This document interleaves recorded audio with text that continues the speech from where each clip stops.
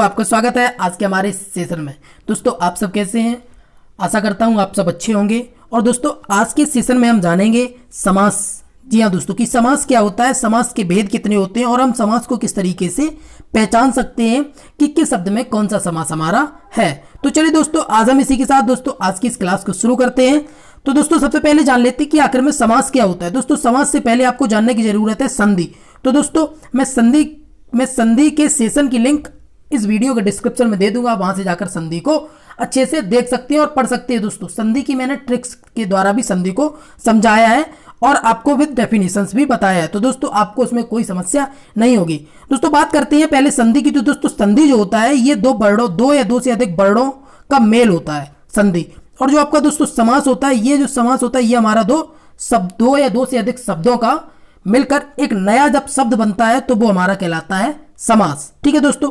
और समास के जो भेद होते हैं वो होते हैं दोस्तों आपके 6 भेद होते हैं। ठीक है, किसी किसी बुक में आपको 4 भेद दे रखे होंगे। तो दोस्तों मैं आपको बता दूं कि भेद होते हैं इसके 6 भेद होते हैं, लेकिन अगर 4 आपके दे रखे हैं किसी बुक में तो दोस्तों ये भी सही है, लेकिन अगर आपका क्वेश्चन एग्जाम में आता है तो आपको 6 भेद ही लिखने हैं।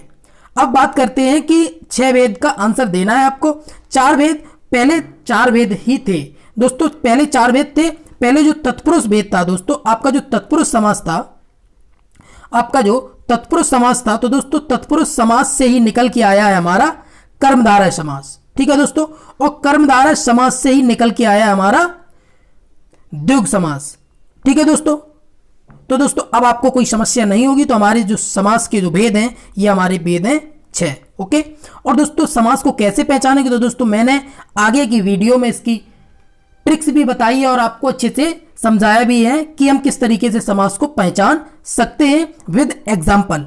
और दोस्तों इसके बाद एक वीडियो आएगी जिसमें दोस्तों आपके टॉप 50 क्वेश्चन जो दोस्तों अभी तक जितने भी एग्जाम में आपके पूछे गए होंगे समास से रिलेटेड वो सारे क्वेश्चंस अवेलेबल होंगे आपके इस वीडियो में। चलिए दोस्तों आज के सेशन को अब हम आगे बढ़ते हैं। दोस्तों हम आगे जान लेते हैं कि समास। तो दोस्तों समास का मतलब ही होता है संक्षेपीकरण या फिर संक्षिप्त करना या फिर कम करना। कम करना मतलब कोई शब्द लिखा है, कोई शब्द को किसी तीसरे शब्द में बदलना।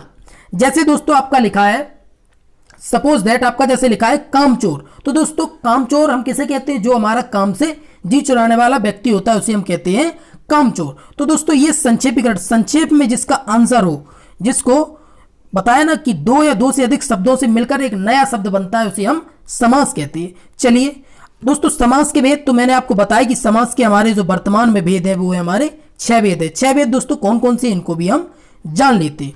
तो दोस्तों हमारा पहला आता है अवयवी समास। दोस्तों आप इनकी जो आगे पीछे इन्हें आप कर सकते हैं, ऐसा कोई इशू नहीं है कि ये लाइन से हो।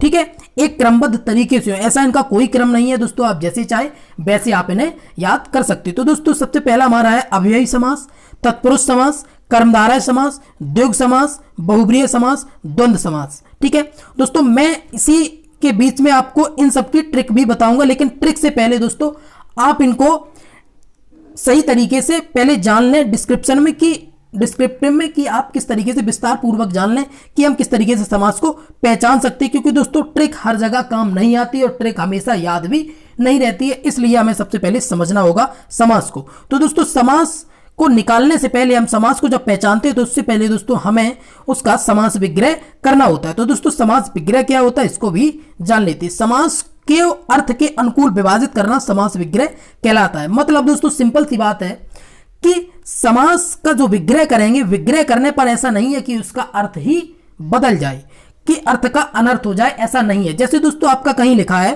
कि दशानन। ठीक है दोस्तों, अब दशानन का मतलब होता है कि 10 सिर वाला अर्थात कौन? रावण। ठीक है, अब 10 सिर वाला अर्थात रावण। अब यहां ऐसा नहीं है कि आप दशानन को दशानयन कर दो। ठीक है, अगर आपने दशानयन कर दिया तो ये अर्थ का अनर्थ हो गया। इसका मतलब है कि इसका ये समास विग्रह नहीं हुआ है। विग्रह जो होगा वो किससे? वो समास को अर्थ के अनुकूल विभाजित करना समास विग्रह कहलाता है। मतलब जो हमारा समास कह रहा होगा वही समास विग्रह भी कह रहा होगा। चलिए आगे चलते हैं दोस्तों, हम सबसे पहले जान लेते हैं द्वंद्व समास को। दोस्तों द्वंद्व समास को मैं आपके लिए क्यों सबसे पहले लेकर आया हूं, इसकी भी दोस्तों ये इसलिए लेकर आया हूं क्योंकि इसमें आपके दोनों पद प्रधान होती है। प्रधान का मतलब है कि आपके दोनों पद जो हैं वो किसी भी तरीके से बदले नहीं जा सकती। जैसे दोस्तों आपका लिखा है उदाहरण में भाई बहन तो भाई और बहन, माता पिता माता और पिता, पाप पुण्य पाप और पुण्य, ठीक है, सुख दुख तो इसी तरीके से, ठीक है। अब दोस्तों इसकी ट्रिक है कि बाकी के बीच में और आए, अथवा आए, या आए, एवं आए तो हम वहां जानेंगे कि यह हमारा द्वंद्व समास है। द्वंद्व समास का सिंपल सा रूप है कि जिसमें दोनों पद प्रधान होती है। तो दोस्तों दोनों पद प्रधान के लिए आपके काफी एग्जाम में दोस्तों यह भी पूछा जाता है कि ऐसा कौन सा समास है जिसमें दोनों पद प्रधान होते हैं। तो दोस्तों वो हमारा होता है द्वंद्व समास। चलिए अब हम चलते हैं अपने अगले समास पर। हमारा अगला समास दोस्तों है द्विग समास। आपको द्विग का मतलब है दोस्तों, आपने देखा होगा कि आप भोजपुरी लैंग्वेज में आपने देखा होगा कि द्विग मतलब दो को कहते हैं। दो क्या है? दो हमारी एक संख्या है। तो दोस्तों हम संख्या से जानेंगे कि जो हमारा द्विग समास होता है ये एक संख्या बोधक होता है। इसका जो इस समास में पहला पद संख्या बोधक, कैसा दोस्तों? संख्या बोधक होगा और दूसरा पद प्रधान होगा। दूसरा पद आपका बदला नहीं जाएगा, यानी कि प्रधान होगा और आपका जो पहला पद है ये संख्या बोधक होगा। जैसे दोस्तों कहीं लिखा है आपका पंचवटी, तो पंच ये आपका संख्या बोधक आ गया। पंचतंत्र ये आपका संख्या बोधक है। त्रिलोक, तीन लोक, जिसके तीन लोक हैं अर्थात त्रिलोक, तो दोस्तों हम क्या कहेंगे? यहां ये संख्यावाचक है तीन, इसका मतलब है ये द्विग समास है हमारा। पंजाब, चौराहा, इस तरीके से, ठीक है। इसके कुछ दोस्तों अपवाद भी देख लेते हैं। यदि किसी शब्द का पहला पद संख्यावाची विशेषण हो लेकिन दो पद मिलकर कोई तीसरा अर्थ दे रहे हो तो बहुब्रीय समास होगा। क्या होगा आपका? बहुब्रीय समास होगा। जैसे दोस्तों आपका लिखा है दशानन, ठीक है, दशानन। दशानन का मतलब ये होता है 10 सिर वाला। 10 सिर वाला कौन? अर्थात रावण। अब इसमें आप कहेंगे कि इसमें तो हमारा द्विग समास है क्योंकि इसमें 10 दे रखा है, ये भी तो एक संख्या बोधक है। लेकिन दोस्तों यहां क्या कह रहा है कि किसी शब्द का पहला पद संख्यावाची विशेषण हो लेकिन दो पद मिलकर कोई तीसरा अर्थ दे रहे हो। तो दोस्तों आपके जो दोनों पद हैं दशानन, ये जो दोनों पद हैं आपके, ये दोनों पद को छोड़कर ये तीसरा अर्थ हमारा रावण का दे रहे हैं। तो दोस्तों जो रावण है ये हमारा तीसरा पद प्रधान हो गया। तो दोस्तों ये तीसरे का जब अर्थ दे तो वहां होता हमारा बहुब्रीय समास। अब हम जानते हैं कि बहुब्रीय समास क्या होता है। ये दोस्तों आपका द्विग समास में ही आता है, इसलिए ये एक अपवाद था तो मैंने आपको ये यहां पर करा दिया। अब जानते हैं कि बहुब्रीय समास क्या होता है। दोस्तों बहुब्रीय समास को जान लेते हैं। इसमें दोनों पद अप्रधान, अप्रधान का मतलब है कि कोई पद प्रधान नहीं होता है लेकिन तीसरा पद प्रधान आपका होता है, ठीक है। तीसरा पद मतलब मैंने आपको अभी बताया दशानन, जिसके 10 सिरों अर्थात रावण है तो वो तीसरा पद हो गया। इसका मतलब है कि तीसरा पद प्रधान है और वो तीसरा अर्थ ही दे रहा है, इसलिए यहां होगा बहुब्रीय समास। तीसरा पद का मतलब होता है कि दोनों अप्रधान हो, मतलब जो हमारे पद हैं जो प्रधान नहीं है उन दोनों पदों के स्थान पर प्रयोग किया जाता है, उसे हम कहते हैं हमारा तीसरा पद। कैसे दोस्तों? इनको भी हम जान लेते हैं। जैसे आपका कहीं लिख के आ गया दोस्तों, जैसे लिख के आ गया आपका पीतांबर, ठीक है दोस्तों। आपका अगर लिख के आ गया कि पीतांबर, तो दोस्तों हम पीतांबर को कैसे कहेंगे? तो दोस्तों पीतांबर का मतलब होता है कि जिसके वस्त्र पीले हों अर्थात विष्णु। तो यहां क्या होगा? यहां हमारा होगा, सिंपल सी बात है कि यहां हमारा होगा बहुब्रीय समास। दशानन, जिसके 10 सिरों रावण अर्थात बहुब्रीय समास। चतुरानन, जिसके 4 मुख हो, तो दोस्तों 4 मुख किसके हैं? 4 मुख हैं ब्रह्मा जी के, तो दोस्तों यहां होगा चतुरानन, ये भी हमारा बहुब्रीय समास हो जाएगा। नीलकंठ, नीलकंठ का मतलब है कि शिव, तो शिव क्या? तो दोस्तों ये तीसरा अर्थ दे गया नीलकंठ। नीलकंठ तो शिव में कहीं आया नहीं लेकिन ये तीसरा अर्थ दे गया। लंबोदर, लंबा है उधर जिसका अर्थात गणेश। तो दोस्तों इसी तरीके से हम इनको याद कर सकते हैं। और दोस्तों आपका जैसे 31, 51, 21, तो ये सभी आपके बहुब्रीय समास में आते हैं, आपको इनको याद करना होगा। 31, 21, 51 ये संख्याएं आपकी बहुब्रीय समास में आती हैं, ठीक है दोस्तों। अब हम चलते हैं अपने चौथे पर। हमारा चौथा समास कौन सा है? चौथा है दोस्तों हमारा कर्मधारय समास। कर्मधारय समास क्या होता है दोस्तों? इसमें पहला पद विशेषण होता है। विशेषण मतलब जो संज्ञा या सर्वनाम की विशेषता बताए उसे हम कहते हैं विशेषण। और दूसरा पद विशेषज्ञ। विशेषण मतलब ये दूसरे पद की विशेषता बताएगा। क्या? हमारा पहला पद दूसरे की विशेषता बताएगा। जैसे दोस्तों इसमें पहला पद अप्रधान तथा दूसरा पद प्रधान होता है आपका, क्योंकि दूसरे पद की विशेषता पहला पद ही तो बताएगा। पहला पद बताएगा अर्थात विशेषण होगा, जब पहला पद बताएगा तो वहां हमारा दूसरा पद प्रधान हो जाएगा। ठीक है, जैसे दोस्तों आपके उदाहरण लिखे हैं, महा प्लस आत्मा मिलकर हो गई हमारी महात्मा। अब आत्मा की विशेषता बता रही है हमारी क्या, पहला पद क्या है, महा।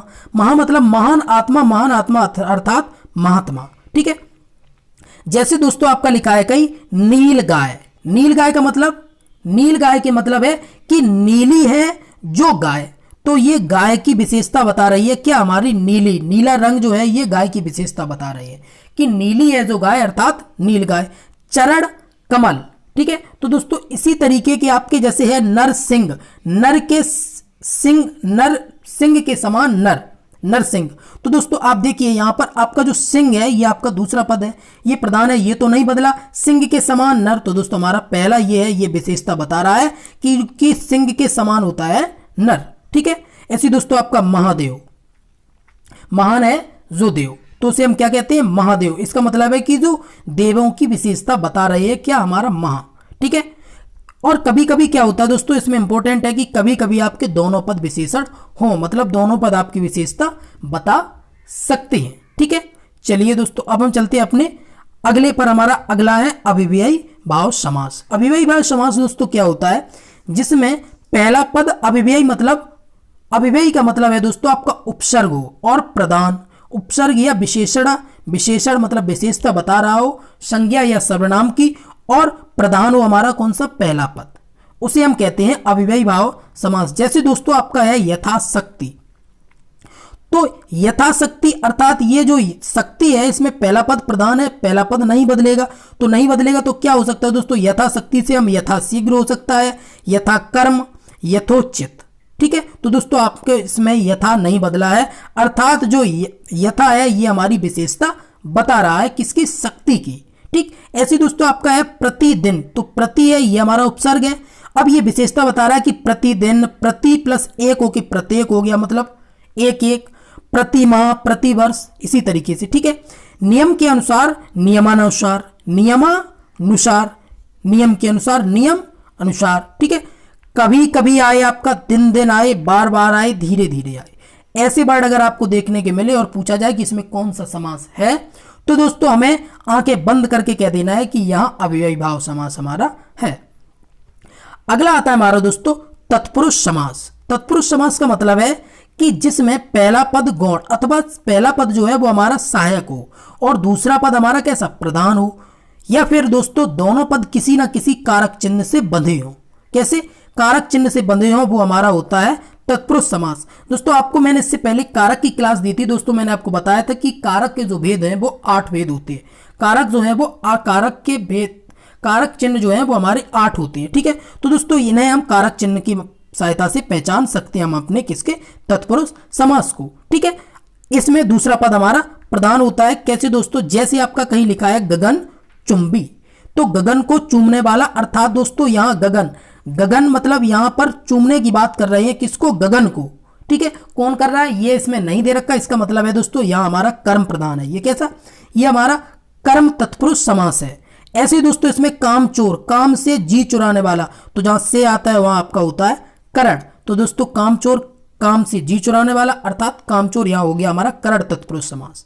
तो दोस्तों यहां जो तत्पुरुष समास होते हैं इसमें किसी ना किसी कारक चिन्ह का प्रयोग होता है। ठीक है, तो दोस्तों ये थे हमारे ये 6। अब दोस्तों 6 के बाद ही आता है तत्पुरुष समास के कुछ अन्य भेद भी हैं। तो दोस्तों अन्य जो भेद हैं वो हमारे 3 हैं। कौन कौन से, एक होता है आपका नए तत्पुरुष। नए तत्पुरुष का सिंपल मतलब है दोस्तों ये नकारात्मक होगा, लेकिन नकारात्मक इसमें कोई शब्द नहीं जुड़ा होगा, जैसे कि नहीं हो ऐसा शब्द नहीं जुड़ा होगा, अर्थात इसमें ना होगा या फिर आपका अन होगा। ठीक है, ना के अर्थ में, नकारात्मक के अर्थ में ना होगा या आपका अन होगा, जिस शब्द में ना के अर्थ में आ अथवा अन का प्रयोग हो। ठीक है दोस्तों, जिस शब्द में आपका अन के अर्थ में, आ के अर्थ में अन अथवा आ अथवा अन का प्रयोग हो वहां होता है। जैसे देखो अनदेखा, तो अनदेखा इसका मतलब है कि ये एक नेगेटिविटी दर्शा रहा है, नकारात्मकता दर्शा रहा है, इसका मतलब है कि ये नए तत्पुरुष समास होगा। असभ्य,